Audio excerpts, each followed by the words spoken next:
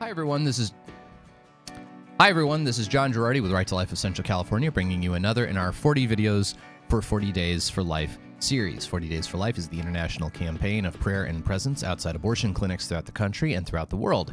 If you want to learn more about us and our campaign and our sidewalk advocacy ministries outside of Planned Parenthood, or you want to sign up to come out and join us, get in touch with us by going to rtlcc.org. You can give us a call at 559-229-2229 or email us at info@rtlcc.org. Today on the show, I want to talk about this notion of bodily autonomy. A lot of the arguments, and I'd say maybe some of the more persuasive arguments that the pro-choice side makes, center around the concept of bodily autonomy. Basically, it's to try to skip the thorny question of whether unborn children have valuable lives worthy of protection. Some of these pro-choice advocates will say, yes, unborn children have enormous value. However, their argument is that their value as human lives should not override the right to bodily autonomy that the mother has, her right not to have to carry to term a pregnancy that she does not want. Now, there are a lot of responses to this. Other than instances of rape, any woman who is pregnant engaged in some kind of activity that there was at least some percentage of risk would result in a child. Even someone who engages in sexual activity while utilizing various contraceptive methods knows that there is at least a 1% chance or what have you of conceiving a child. Nonetheless, I think a better answer to this is in the realm of what it actually means to be human and what it means to live on what I call the spectrum of disability, of unasked for but gratefully received care. All right, let me explain what I mean. When we all enter into this world, we enter this world in a radically dependent state. We are radically dependent on our mothers for sustenance. After we are born, we continue to be radically dependent on our parents or guardians or caretakers, whoever, for our daily needs. We can't change our own diapers, we can't feed ourselves, we can't find our own food, we can't make money.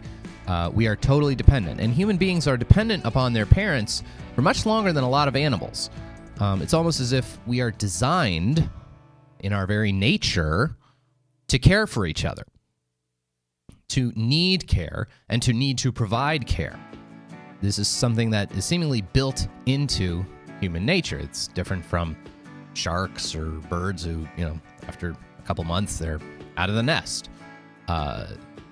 And we see as we grow older and become adults and enter the period of our own strength that we take on various obligations of care, not just for our own children, but even sometimes for parents, for relatives, for friends, for various people to whom we have bonds of affection and connection. If my parents get very ill, I will take care of them. I need to. It's my obligation as their son. This is just what it means to be human. I never asked to have to become a caretaker for my parents, but if it comes to that, thankfully, I think my parents are doing okay, but if it ever comes to that, even though I don't want to have to do that, even though I don't want that situation to be, nevertheless, I will do it because that's what it means to be human. That's what it means to live in a family. That's what it means to love people, is to take on obligations of care that you didn't necessarily ask for.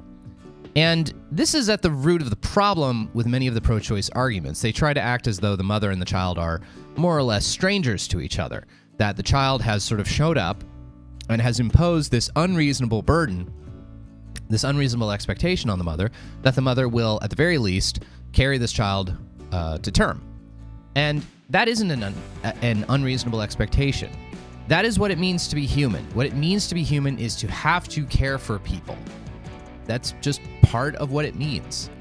I have to work to support my family. I have to, if my parents are ill, take care of them. If a friend of mine is seriously ill and has no one to take care of him, I will take care of him. That's what it means to be human. And these obligations don't just extend to, the pregnant woman needing to care for the child. Some of those obligations extend even to society, that we in society, whether women in her church, whether women in her social circle, in her family, among her friends, even women in her political community, need to care for this person.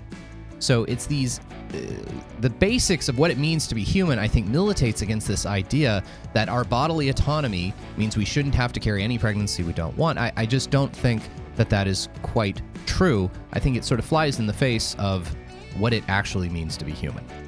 For Right to Life of Central California, I'm John Girardi.